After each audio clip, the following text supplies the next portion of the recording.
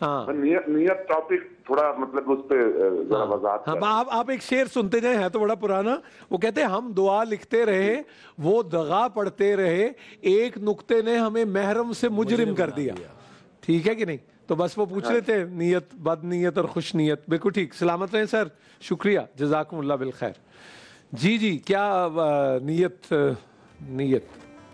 مجھے ایک حدیث اس کے بارے میں بڑی اچھی لگتی ہے. جی جنت میں جانے والی جو اعمال ہیں ان میں جو بڑے اوپر اعلیٰ درجے کے ہیں، ٹاپ کے شہید ہے، حافظ قرآن ہے، سخی ہے، عالم ہے، عادل جج بھی عادل ہے، بہادر اللہ کی راہ میں مجاہد ہے، معلم بھی بلکہ عالم ہو گئے. ہاں جی. اب یہ سب جب اللہ تعالیٰ کے سامنے کھڑے ہوں گے اور بڑے فخر سے ہوں گے تو وہاں اللہ تعالیٰ ان سے پوچھے گا، عالم سے پوچھے گا. میں عالم سے اسٹارٹ کرتی ہوں کہ تم نے میرے لیے کیا کیا. ٹھیک. کہے گا علم حاصل کیا، اسے پھیلایا. تو اللہ تعالیٰ فرشتوں کی طرف، حالانکہ اللہ کو خود بھی معلوم ہوگا مگر گواہی کے لیے فرشتوں کی طرف رخ کر کے فرمائیں گے کہ یہ ٹھیک کہہ رہا ہے. نہیں، یہ خود کو علامہ کہلوانا چاہتا تھا. ٹھیک. اس میں کہیں آپ نہیں تھے کہ آپ کے لیے یہ کر رہا ہوں. ویسے یہ ڈاکٹر علامہ مولانا ہوتا تو ڈینجرس ہی ہے، کیونکہ بندے کے ذہن میں تو آ ہی جاتا ہے نا، اور ہوتے بھی آپ تو کہے کیوں نہ. اچھا، اب وہ اللہ تعالیٰ اسے کہیں گے تو جو تیری نیت تھی نا میں نے دنیا میں کر دی، وہ تھا بھلا ہو جائے. تیرا میرے لیے، میرے پاس تیرا اخلاص ہی نہیں تھا اس میں، میرے پاس تیرے لیے کچھ نہیں. شہید کہے گا میں نے جان دے دی. اللہ تعالیٰ پھر فرشتوں سے گواہی لیں گے، وہ کہیں گے نہیں. تو اللہ تعالیٰ کہیں گے تم نے ایک بار بھی یہ نہ چاہا تھا نہ یہ مانگا تھا کہ تجھے میری راہ میں شہادت دنیا بھی اس کے لیے تھے، تجھے میں نے نشان بھی دلوائے، بہادر بھی کہلوایا. سخی آ جائے گا، وہ کہے گا مال لٹایا. اللہ تعالیٰ پوچھیں گے، پھر اللہ تعالیٰ فرمائیں گے کہ تو نے سخی داتا کہلوانے کے لیے کروایا، میں نے پوری دنیا میں پھیلا دیا، بڑا دیالو ہے. تجھے جو تیری نیت تھی وہ اس دنیا میں مل گئی، میرے لیے تیرے پاس کچھ نہیں ہے. تو اخلاص یہ چیز ہے. اب جیسے آپ ابھی اور اسی کو دوسرا بھی کر دیجئے کہ جو اس کے الٹ عمل کرتے ہیں، یہ عہدہ رکھتے ہوئے ان کو گھٹنوں کے بل بالوں سے پکڑ کے جہنم میں پھینکا جائے گا. پھر نتیجے میں ان سب کو جیسے حافظ قرآن ہے، اب اس سے بڑی کیا نیکی ہے. وہ کہے گا آپ کا کلام سیکھا، تو اللہ تعالیٰ پوچھیں گے خوش لہنی، حافظ کہلوانا اور یہ واہ واہ کروانا، یہ نیت تھی تجھے مل گئی.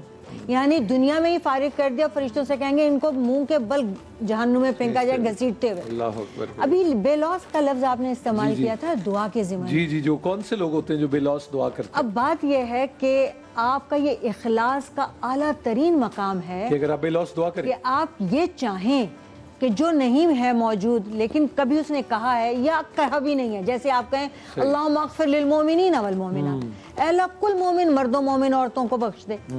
ابھی آپ کا خلوص کی انتہا ہے کہ آپ کسی مومن کو جہنم میں جلتا نہیں دیکھنا چاہتے. تو اللہ تعالیٰ نے فرشتے مقرر کیے ہیں. آپ کے اس اخلاص کا، اس دنیا کا اجر یہ ہے کہ جتنے مومن ہیں اور جتنی مومنات ہیں اتنے ہی فرشتے آپ کے لیے یہ دعا کریں. سبحان اللہ. بے لوث جو لفظ ہے کہ اغراض و مقاصد سے قطع نظر، جب آپ کسی کی خیر مانگتے ہیں، جیسے ہمیں وہ درویش و فقیر یاد ہے جو کہتے ہیں کہ جو دے اس کا بھی بھلا، جو نہ دے اس کا بھی بھلا، او سب دا بھلا سب دی خیر. تو یہ جو دعا کرنے والے ہوتے ہیں، اس کا کیا اجر ہے اللہ کی طرف سے؟ بسم اللہ الرحمن الرحیم.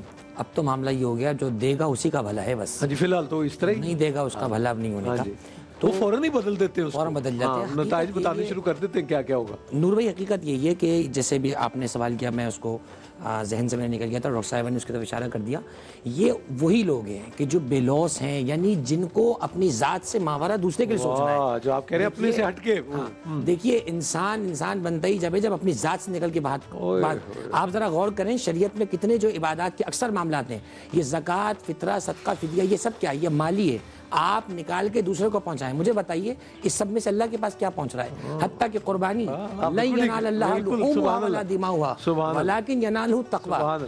ہمارے پاس 3 من کی گائے میں سے تقوی تھا، پاؤ بھر کا جو اللہ کے پاس پہنچنا تھا، ہم نے وہ بھی ختم کر دیا ہے. اور ایک روایت نے بڑے جسارت کے ساتھ پڑھتے تھے، ڈاکٹر صاحب نے مجھے ہمت دی ہے.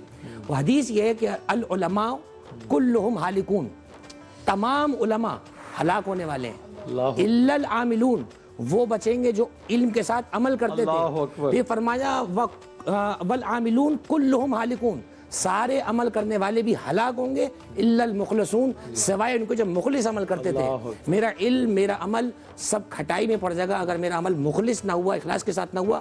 ابلیس کی ساری عبادتوں کو اللہ نے برباد کر دیا، اس لیے کہ اس کے عمل میں ریا تھی، اس کے عمل میں تکبر تھا، اور اللہ یہ منوانا چاہتا تھا عبادت وہ نہیں جو تو کہتا ہے، عبادت وہی جو میں کہتا ہوں. رمضان ایک اچھا مہینہ ہے پریکٹس کا. کوشش کریں اپنی ذات سے شروع کریں، اپنے گھر سے شروع کریں، اپنے نفس سے شروع کریں.